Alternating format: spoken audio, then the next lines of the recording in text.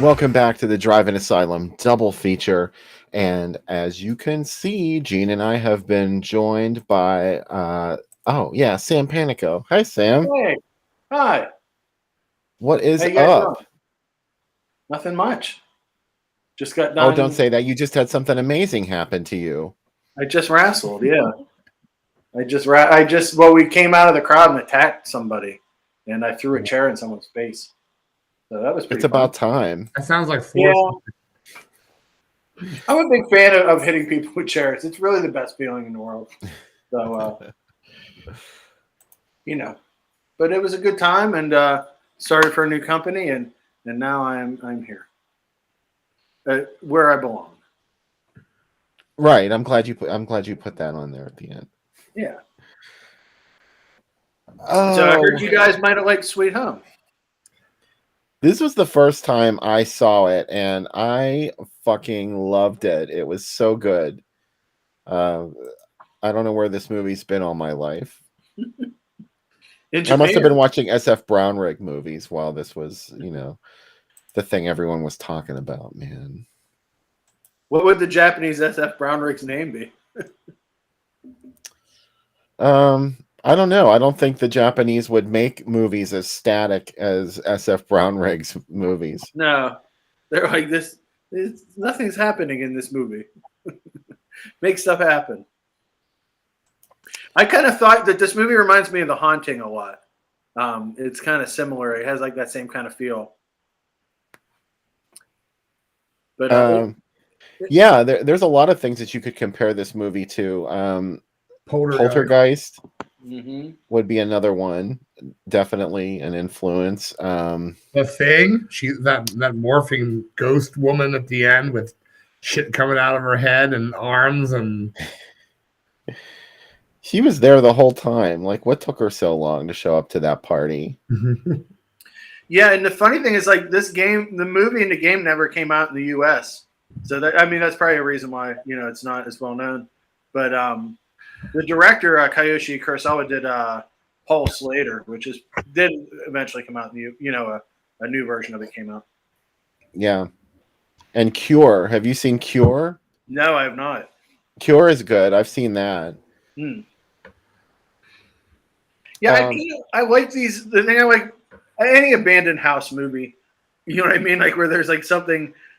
Like I would never go in said house. I'm afraid to go in my house half the time. So you know what I mean? It's kind of cool to see people make these mistakes.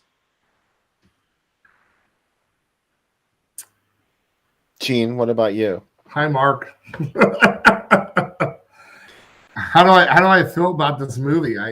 It's like I was saying, when Sam was hitting people with furniture a while ago. Anyway, there's so much to look at in this movie, and you guys have pretty much covered everything. There's so many, I was saying, Sam, that the great thing about world cinema, in particular Japanese cinema, is that there's no boundaries. They do whatever they want to do, and it can just. And Italian movies are the same way, and it's truly expect the unexpected. But you can see a lot of homages in this film, and also the fact that if you're familiar with any of Toho's stuff that was out at the time, like or was it Orichi, the Seven-Headed Dragon, or there's a couple other films that came out in that period. They were emulating a lot of like fantasy elements into these films. So Sweet Home is more of a fantasy film when you really think about it than a Japanese horror film. At least that's the way I view it. And I mean, this is the first time I've seen it in years. And I forgot how much I thought the final version of the ghost lady was like something out of The Thing, with all the weird hands and all kinds of shit that was going on. It's an ending that really pays off in a movie. If you're talking about being in a theater in Japan, this is an ending that ends all endings. And a John Williams score. But another thing, both of these movies have that staple 80s kind of like synth pounding the sound stuff too. So, that's something that came and went, I think, thank God anyway. But I know you guys probably like that music. Well, the music definitely takes this to a new level, to a different level than you might expect. Like you said, people were doing other kinds of stuff eventually with the synth soundtracks, and and this had its share of bizarre sound effects in it. Yep. But yeah, it sort of it had a score that sort of lent a more import to the proceedings than just like a silly haunted house fantasy. I really dig it. And I agree with Gigi. It's very much the other version of Houseu. My favorite thing about Houseu is that the director said Toho had been losing so much money, and they said, "Well, your script doesn't make any sense." And he said, "Yeah, you've been losing money on movies that make sense. Why don't you let me make something that makes absolutely no sense?" Absolutely right. Yeah. Crazy shit that's way out there. It's like all of a sudden, like there's just weird animation. He also, the same director, directed the Charles Bronson commercial for Mandem Cologne, which is Becca just yelled it. It's just like it's like a 2-minute commercial of Bronson firing guns and putting on cologne. And there was a song. Most of my Japanese friends don't know Charles Bronson as an actor. They know him as the Mandem Man. They're like, "You mean Mandem Man?" I'm like, "No, he's like a really famous actor." That's interesting. Yeah. Yeah, the song charted, which is crazy. I get Becca's singing it. When he puts it on, he like literally like puts a whole bottle. It's like how the old High Karate commercials, how they would just shake it on. Today you just put it on a little bit. Back then you like had it on the hands and it just went all over you. So but yeah. But I love the way Japanese do this, and I agree with you, Gene. Like that's why I love Italian movies so much, because there's no expectation of anyone surviving. No. What happens next? Like nothing is the formula, and that's kind of, especially after you watch enough American movies, you're like, you know what's going to happen. Well, I saw a lot of the back in when was it, like the 80s? My very first boyfriend and I went to see all those Italian horror films in the theater, and one of the first ones we saw was Demon, and we're sitting there, it was like a complete mind fuck. It's like there was no linear plot development. It just it shattered in all directions. And at that point, you're starting to realize as a film goer that you're in for a treat, because you can't figure out where it's going to take you. It kind of makes it a little more scary. And when the helicopter came through the roof of the theater, it's so crazy, because like flash forward decades, and I met Goretta at Cinema Wasteland in Cleveland, and we're talking about the movie, and it's like, I said, you're such a random actress. Why would I ever think I was ever going to meet you, right? And all she could say to me was, "Do you know how the helicopter came through the roof of the theater?" And I go, "No." And then she explains this whole plot about earlier in the movie somebody got out of the building or was infected on the outside, and that's who. If you draw the line through the whole plot, it comes back to the helicopter falling through. And I never realized this, right? And she had like a whole theory about it, and I thought, well, that's kind of impressive, right? I mean, who knew that was what happened? I just thought it was a random thing that they dropped the helicopter through a roof. Well, somebody landed on the roof for some reason, and then once you realize that's what at the end of the movie, you realize that the infection is everywhere, and now it's an apocalypse. Right. And then Bob shows up. Yeah. To rescue everybody. For his brief cameo. And the Fulci films were the exact same way, because I was seeing the Fulci films in the theater at the same time, and there was no definition. I mean, I watched them all through this past week, actually, again, believe it or not, all the zombie ones, and with a friend that had never seen them. And it was the same thing. He was like, "Wow, this is so fucking out there. How did the guy fall, into Beyond? How did these spiders come out of nowhere? How did they eat his face off?" And he's like, "This Italian shit's crazy." And I'm like, "Yeah, it's totally crazy. It doesn't have any defined pattern. It just..." Well, some people are really resistant to that, and they're hostile when it happens. And I have to admit that, like, the first couple of movies I saw that were like that, I was the same way, because I had been raised on a certain kind of film, and then I was young. I'm gonna stick by that. That's the reason my taste expanded. Well, those films didn't last long. When they came into the Pittsburgh area and surrounding area, if you got a weekend out of them, you were lucky. Sometimes they were Friday, Saturday, Sunday films, or Saturday, Sunday films, right? Sam, do you remember? And then they were like gone. It's like, they were flash in the pan. They often played in theaters the same way that you have. I'm trying to think of a comparison, like when drive-ins only show films at a certain time, or a movie theater will only screen like in the evening, 7:30, 9:30 for a film. They would show like matinees or till 5 o'clock, and then that would be the end of it. And it's different now, really, I guess. But back in the day, that's how it was done, So I always felt that way about certain movies when they came out in Pittsburgh. Like, Two Evil Eyes was another one because I was like, I got 2 days to see this, and then it's never going to play at theater again. Was that King's Court, or did it play in widescreen? It actually played in North Hills. It played at the North Hills Village Cheap Theater. Believe it or not. Right. The ones on McKnight Road that were gone after a while. Yeah, I think I actually remember that. Yeah, and I was like, wow, I can't believe it's playing here, and then it was gone right away. I never got to see any of this stuff during its theatrical run. I saw that in theater, and the other great Italian movie I saw first run is Super Fuzz, so go me. With David Selby. Yeah. Yeah, wow. No, I didn't even know that existed until after. Super Fuzz played in the drive-in with Police Academy in my hometown. Police Academy 1 and Super Super, whatever title you'd like to give to it. So I was watching Terrence Hill movies super young, like 10. So Bill, what was your first movie? I mean, you probably told me this over the years. What was your first horror film that you saw in retrospect? I mean, what do you remember seeing at the drive-in or seeing it at the theater or? Wow. Well, I mean, I did see, we went to the movies a lot, but not usually to horror movies. My dad took me to see a couple of those things. Inframan was one that I can remember seeing, and I probably was only like about 5 years old. I saw it too. I saw Inframan. That was a lot of fun. I remember my dad loved when Inframan made himself giant and stepped on that monster, and you saw like the neon guts underneath of it. And I also remember seeing Silent Scream during its theatrical run. My dad took me to see that too. Yeah. Invasion of the Body Snatchers I saw theatrically, and that movie was great. That's an amazing experience right there that I can remember, because I saw it in a theater full of screaming people, and I remember how much that ending freaked everybody out. Like, you really don't expect it to have a downbeat ending, and then that happens and you're like, oh no, poor Veronica Cartwright. So those are a couple examples. I'm hoping that Inframan's going to be on that the second Shaw Brothers set comes out this summer from Arrow. It has 14 movies on it, so I'm kind of hoping it's on it. That would be George. By the way, George is on the feed tonight. Bill's put up a quote by him. George, what do you know about Inframan coming out?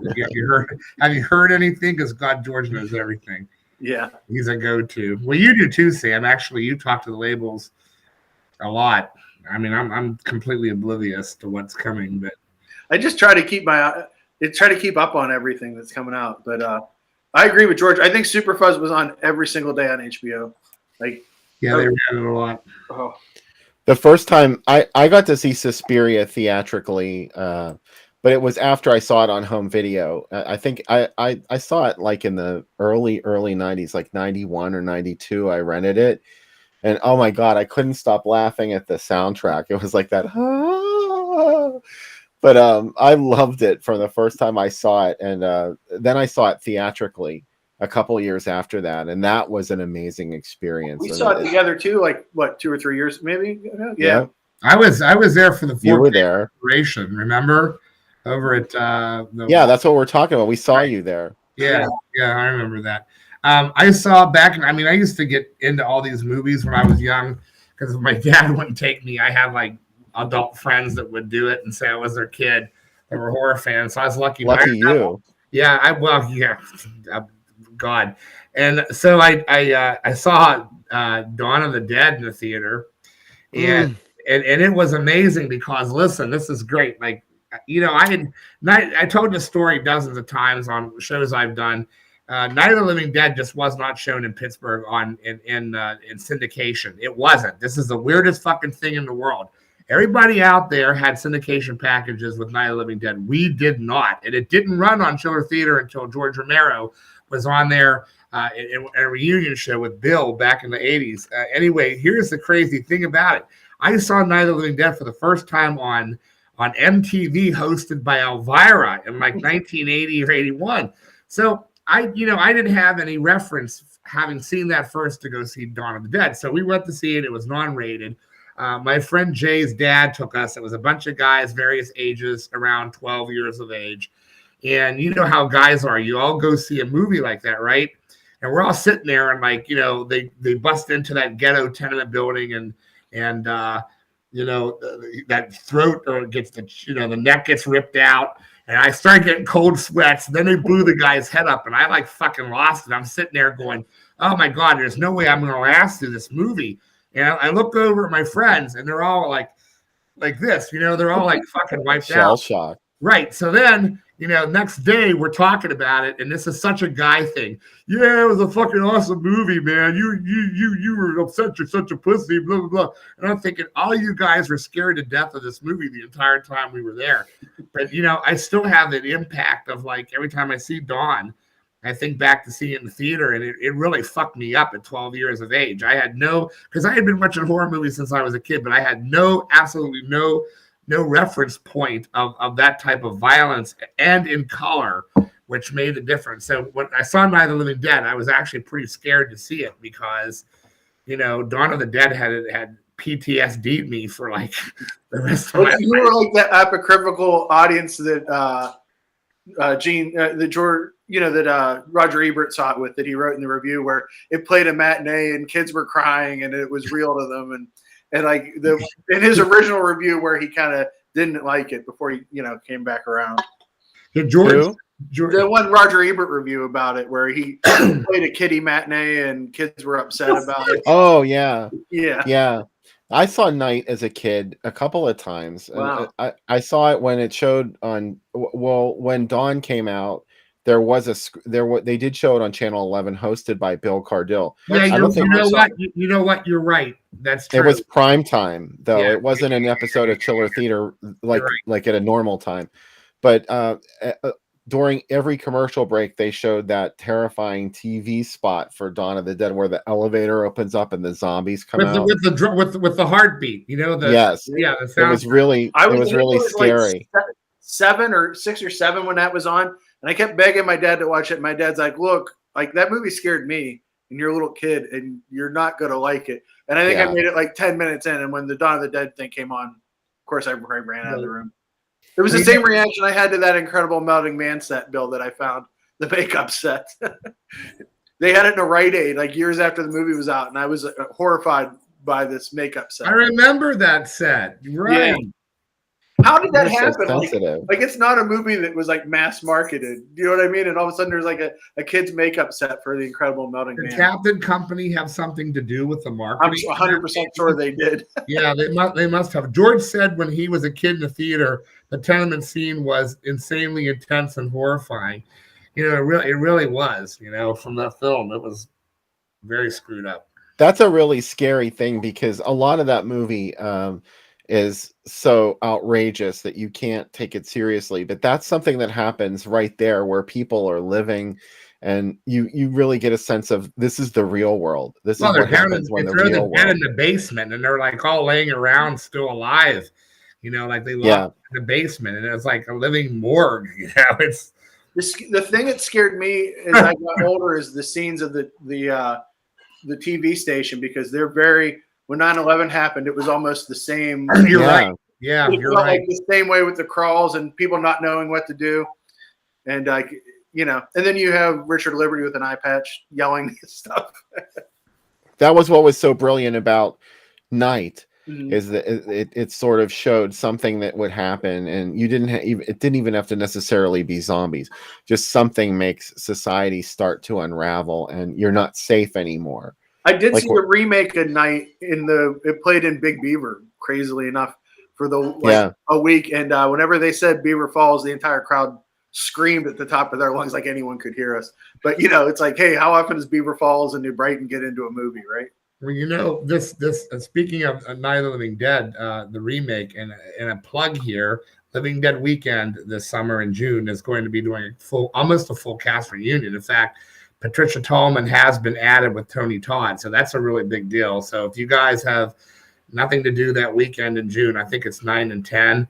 And I imagine I'll be there. I've been working with Living Dead Weekend now for like 10 years. It's going to be a big deal. There's a lot of great, and a lot of Dawn cast members are coming back for that as well.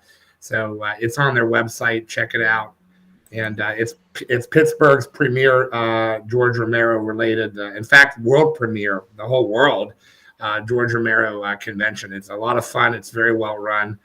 They're great people. So check that out. Mr. Belvedere takes place in Chippewa, PA, Mike Justice. I know that because I grew up right next to it. And as a kid, I was like, obviously, Mr. Belvedere's here. Hi, Leaf. Nice to see you, too. And yes, of course, that was Rick Baker makeup in Incredible Melting Man. The best part of the movie, really. Yeah. Don't tell Bill Sachs. But yeah, now that I'm older, I'm like, I wish I had bought that set. You know, the older Sam, but young Sam was not ready for people's face. Like, would that happen to me? I was like 8. Would my face melt? Do you know what I mean? It was kind of frightening. Yeah, I mean that movie. It's still a fun film. You know, it would be great for for maybe a Monster-Rama or something. Was The Crazies was on TV?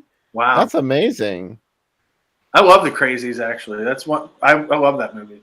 I think it played on TV under the code name Trixie. Oh, if I'm not mistaken. Because I love that alt title too. What a great alt title! Yeah, there's another weird, obscure alternate title for The Crazies. I can't think of what it is off the top of my head, but it's one of those things like I thought I knew everything about The Crazies, and there's always something that surprises me when I'm looking through these ads, and especially, what did you say? George is saying we showed it, and I said, yes, George, I know. Show it again. I mean, it was a plug, George. It can come back, right? Yeah, I think I keep saying, he said codename Trixie. Yeah. I've been telling George for years that we need to do a best of in September. Pick the top films from April and September and just roll them out, because there was a lot of movies in the early drive-in shows that we did that people didn't see, like Frogs, and there's a lot of those films. It'd be great to see Frogs and Squirm back to back. Hint. Oh, I missed that night. So yeah, I wish you would run every movie you played that night. Sure. Let's do it again. I would like just a night of the movies that I like Son of Dracula and Trick or Treat and Flesh Eater.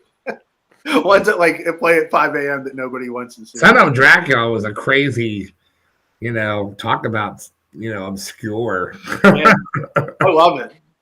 Alternate titles turn me on. They are the best. Codename Trixie. That was an episode of Speed Racer, I think. Codename Spritle.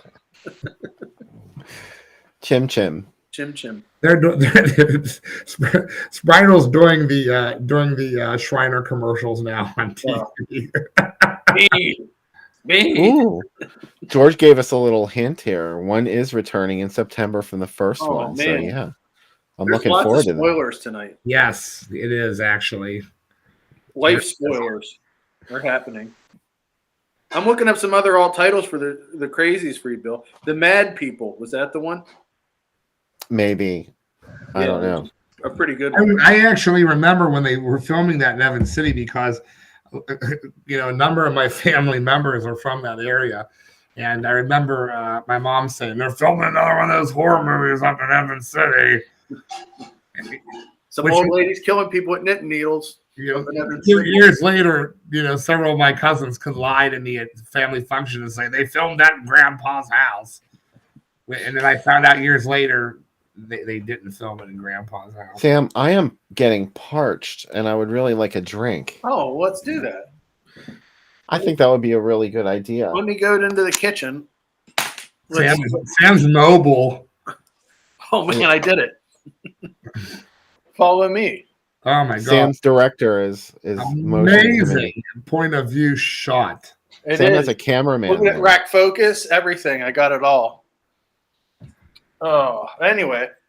And let me go get the recipe. You guys can talk to Becca for a second. Oh, nice shirt. Hi. Oh, hi, Becca. You didn't know you were going to be on camera in front of everyone, did you? Are you making a charcuterie board? I am making tacos for Sam. Yay! Mm.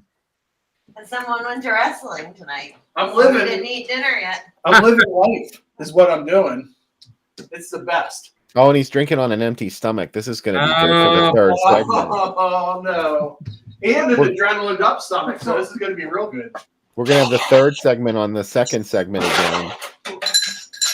Ask me anything. A deathly dry martini, just like Yeah. Ashley St. Ives. I sent him that clip last week. That's why he keeps. That's Jake. Jake keeps quoting. Hey, Jake. Jake keeps quoting "Beyond the Valley of the Dolls." See, everybody was ready for drink time. I sent him that clip of Ashley St. Ives. I'm just going to get a spoon. Cubby. No, I wore my driving asylum shirt for wrestling tonight, and wore Yeah, this. I don't have one of those, so. So when I did my interview, I had the shirt on. Those were extremely limited, Gene. Yeah, well, whatever. All right, this is the last night with Nami, which is the late night with Nami, which is the name of the show within this movie. And Yes. I'm keeping up my tradition of weird ingredients for this one. It says tamarind extract in it. What? How's Yeah, that? that's the one that was way over the line. I was like, I can't even try that. I live in Monongahela, and believe it or not, there's an Indo-Asian grocery store here. Who knew? They knew you were moving. Mm-hmm. No, I see I'm moving here. All right, so you're gonna do 2 ounces of that, and then we're gonna do 4 ounces of ginger ale. Yeah, restaurant pour. And then a half ounce of simple syrup. This is going to be very sweet. And then finally, an ounce and a half of tequila. So it's kind of Asian, it's kind of Mexican, it's kind of all over the place. Kind of. A little bit of Mardi Gras in my life. All right, then we're going to stir that on up. Yeah, this was the super limited DIA shirt. How about it? Yeah. I only made those for contributors. Oh man, I feel. Let's. You feel what? Everybody, happy Easter for tomorrow. Cubby. May you have a blessed holiday. Bye. Oh, well, that's it. Well, I'm not ready yet. Oh, look, and Gene isn't even there. Gene, I'll wait till you're ready to drink. What happened to you, Gene? Palestine Liberation Army. Oh, them again? Is your name Tanya now? Yeah, Tanya in the toilet. I won't ask. I had to go to the bathroom. Whatever. Fuck you. Fuck both of you, really. I mixed up some kind of, I don't know, death drink here because I ran out of vodka. So I compensated by pouring a whole lot of blue curacao, Midori, and Malibu rum into Midori a sold out again in a lot of stores, Bill, so hold on to that Midori. Zuzu. Oh, that's really good. That looks like the tiki from Gilligan's Island, Gene. Do you remember the one where Gilligan had this thing? I remember like they put all this mud on his face and had like a thing with 2 eyes. Yeah. That he could see out. It was some kind of like therapeutic thing he was doing, and it had sticks coming out of it. And of course, Ginger and Marianne saw him and screamed and started running. My favorite episode of Gilligan's Island is the one where he thinks this bat bites him, and he. Oh yeah. I like the movie where the Globetrotters come. Yeah. What a crossover. Who thought of this? And then he's having these dreams where food is going to turn him into Mr. Hyde. And they keep talking about lamb chops and stuff. And then she says, what does she say? Chop suey Dixie style.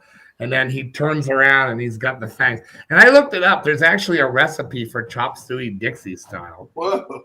What the fuck is that about, right? We are going to have a second movie on tonight's program, and we should probably talk about it. Yeah, let's do it. Evil Dead Trap. That's right. Gene, I think you were the one that turned me on to Evil Dead Trap back in the day. Yeah, we rented it from Incredibly Strange Video, which was a very significant video store here in Pittsburgh, run by our friend Bruce Lentz, and he was responsible for bringing so much new films into the Pittsburgh area. And he had a Japanese horror section at the time. Yeah, one of the movies. Yeah. Sam, did you go to there as well? Of course you did. Yeah, that's where I got my first copy of El Topo at. Yeah, exactly. And Evil Dead Trap, I remember going in there and he's like, I said, what's new? And he's like, oh my God, I got into Japanese horror films. So it was Evil Dead Trap, and what was the other one that was popular at the time? It seemed like there were two that were out simultaneously. Maybe it was only Evil Dead Trap. I can't remember. Biohazard, maybe? That was pretty big too. He was really big on Wild Zero. Yeah, that's it. Yeah, the punk rock, zombie film. I love that movie beyond belief. So with UFOs. Yeah, and Guitar Wolf. And my favorite part is the kid finds out that his love interest is really a guy, and Guitar Wolf tells him, like, love knows no gender, rock and roll. It was progressive. Comes out of nowhere. It's amazing. Right. But I mean, I remember him, you know, I talked to him about Evil Dead Trap, and I remember him like describing the film to me, and I just thought, well, that's a lot of, you know, now looking back on it, it's not as original as I felt it was back then. But I mean, you know, I watched it again actually for the show. As I was telling Bill earlier, I had not seen it in decades, and I've been having a hankering for seeing 1 and 2 when I was transferring some Blu-rays and DVDs and stuff from one room to another here, and it still holds up. It's still absolutely fucking off the wall crazy. It's another Japanese horror film that is just unexpected shit happens constantly. You know, there's no definition for that. There's a lot of Argento in it too. That's probably what I like. It absolutely sounds like an Argento film. It sounds like Goblin. It feels like something he would put together. Absolutely. Yeah, and it's totally agree with this comment I was just going to bring up. The line between Japanese horror and Italian horror is very thin. In the same way too that I think it's a lot of the Gothic influences too, because Hammer was such a big deal that, you know, they literally made 3 Hammer films in England. Right. So not made, you know, they're exactly the same. You know, like Lake of Dracula and like so. Like, the color choices are really the Bloodthirsty trilogy. The Bloodthirsty trilogy, yeah. And the color choices are very similar, where colors are pushed as neon-y as they can. The red and blue color palette's very similar. So there's a lot that works. And again, too, it's a total like not worry. Movies can be more, as Fulci said, absolute films that don't need to have an actual story and can just see where things take them. But like Jake said, it does have a lot of giallo influences, visually anyway. Right. I mean, plot-wise, you couldn't really compare it to a giallo, I don't think. But it's astounding to see the neon of Japan used in this movie for some of the murder scenes, because like it really feels like you're in Tokyo. Like when I was young and I saw Blade Runner, and you know, which like that's what Tokyo looks like today. When I was in Tokyo the first time, I was like, it really looks like this. There really is that much neon. Right. There really is that much like nonstop advertising in your face. Well, so you have a mass killer that, you know, in this movie that's killing people. You're not sure who it is. You have a big plot twist, a really fucked up plot twist involving the killer, as people will see watching it. That turns the corner into an entire different. You know, you're sort of programmed into this mass killer thing for like what, an hour and 20 minutes, and then all of a sudden in the last 20 minutes the fucking thing goes crazy and it becomes some sort of weird other thing. We'll talk about it later. And it's like when I was watching that today, I totally forgot about that. And I was like, man, I remember when I first watched this how uncomfortable it made me. You know, it was like, where are they going with this? This makes no sense, right? Well, there are things that happen in this movie that just can't happen in reality. No, not at all. No. Giallo, you know, even though it's often ridiculous, you know, that's exactly it. There's nothing like, you know, that's supernatural about a giallo. I think that's one of the rules, isn't it? That you can't have anything supernatural if it's going to be a giallo. And John brought up Muscle Builder from Hell, which is coming out from Video Vengeance in their first 2 movies. And they put together a really cool package for it. So I'm super excited for that. I love that movie too. It's Japanese Evil Dead. I love whenever movies get that, like any Bollywood movies that are slightly like that, like Turkish Star Wars isn't really Turkish Star Wars, but it's an easy handle to put on these movies. Right. It makes more Bollywood sense. Evil Dead's super good though. I really like it. What is it? Bollywood Evil Dead. Oh yeah, I've seen it. Yeah. Yeah, it's good. And all of the Bollywood takes on like Michael, the Nightmare on Elm Street kind of sort of remix, which is like 5 movies in one.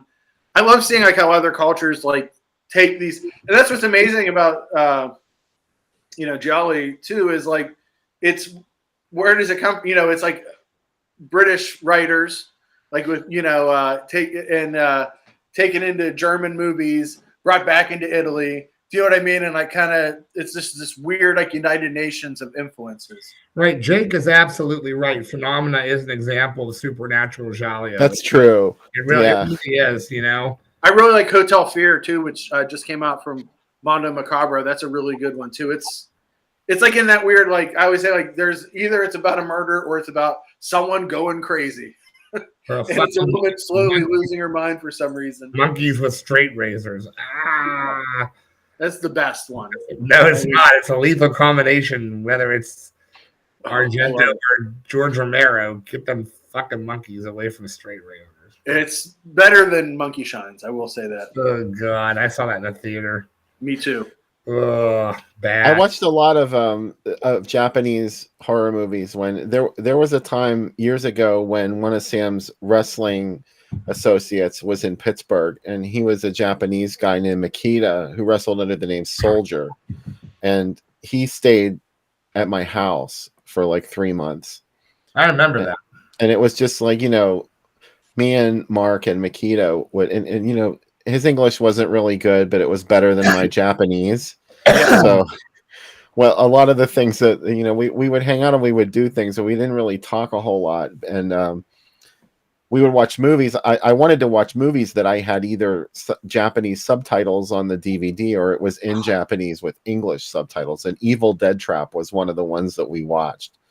And, that's a great it mustn't be typical for people in Japan to have seen Evil Dead Trap because he was really blown away by it.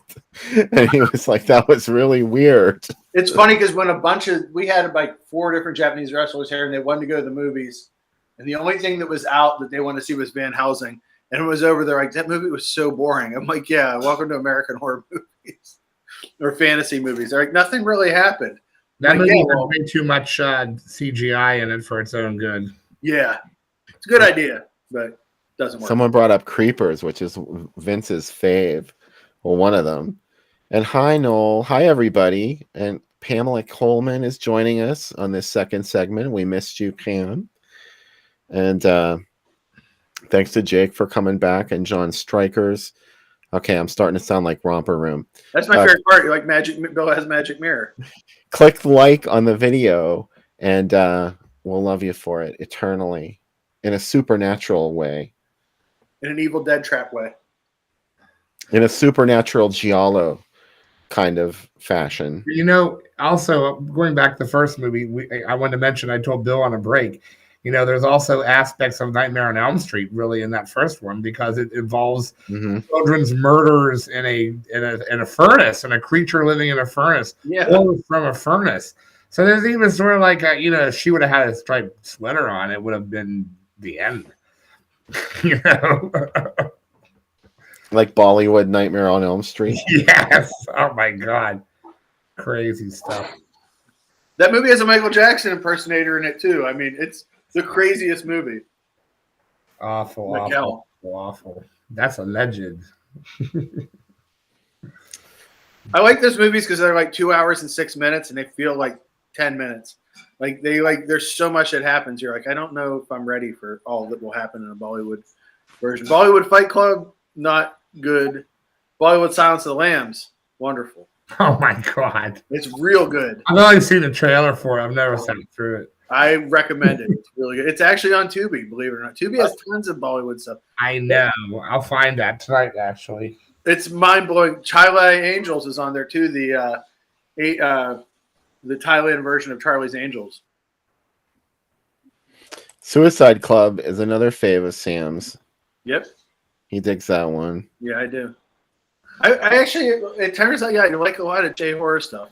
Not the stuff that gets remade here, but like just like some of the weirder ones. Jake is a Jalio expert, by the way, and Japanese horror films. He's a amazing reference. The stuff that he knows is unbelievable. So Awesome.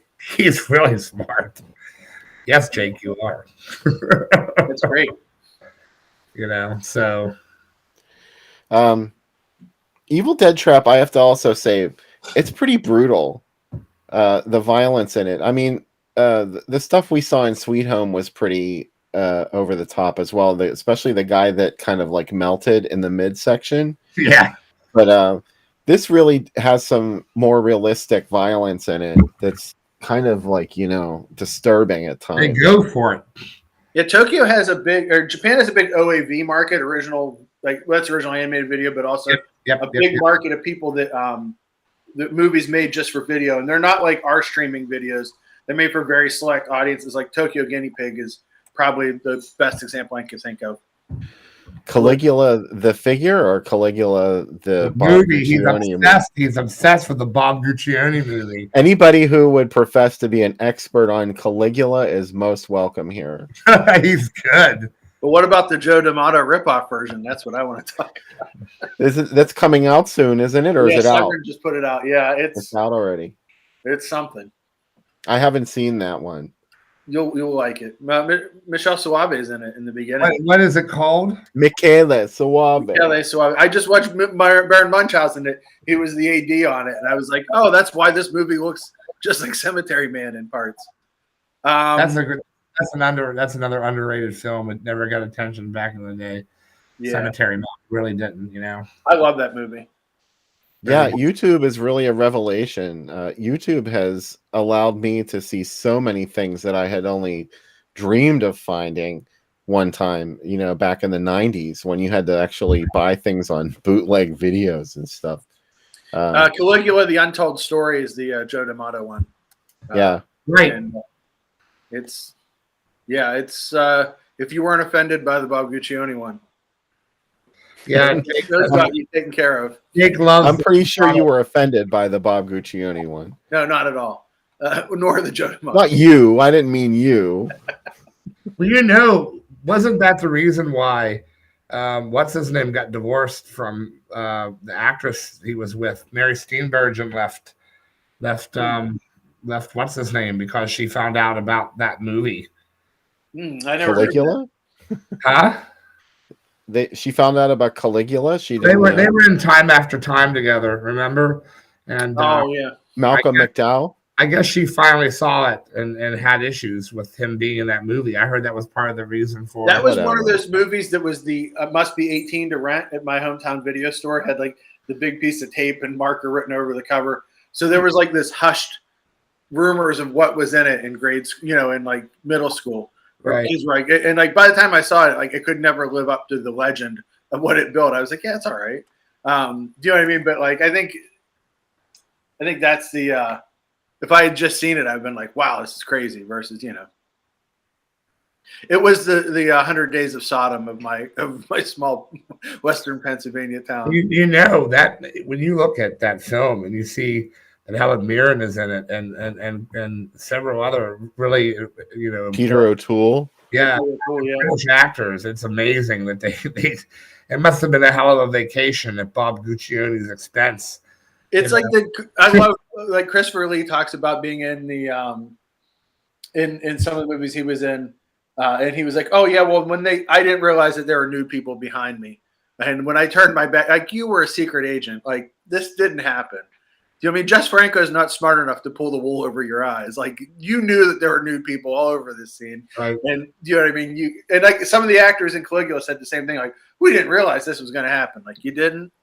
Yeah, O'Toole said that. He was like, well, when we signed on, it wasn't that kind of movie, which that could be true. I mean, it could be true, Yeah. in that case, because that film had so many, Right. there were a lot of things that happened during the production of that film. So Yeah. it could have been. It's crazy that it happened. I mean, it's amazing that it happened. Right. Vince Cornelius, all I have to say is Peter Ivers is God. You'll know exactly what I'm talking about. So he's a fan of New Wave theater. Oh my God, the best. Did you guys watch New Wave theater back in the 80s? No. Oh my God. It was a half-hour segment on Night Flight with Peter Ivers hosting those bands. Fucking incredible. His words were the words of God. Amazing stuff. So anything else we should talk about before we get into tonight's second feature, Evil Dead Trap? We should probably get to it because it's getting kind of late. All right, let's do it. I'm ready. There's always something that I forgot once we're out, and I'm like, oh damn it, I meant to say Did you this. tease next week's movies? No, there you go. We did not tease next week's movies. Oh wait, what did I do? We don't have them yet. I'm kidding.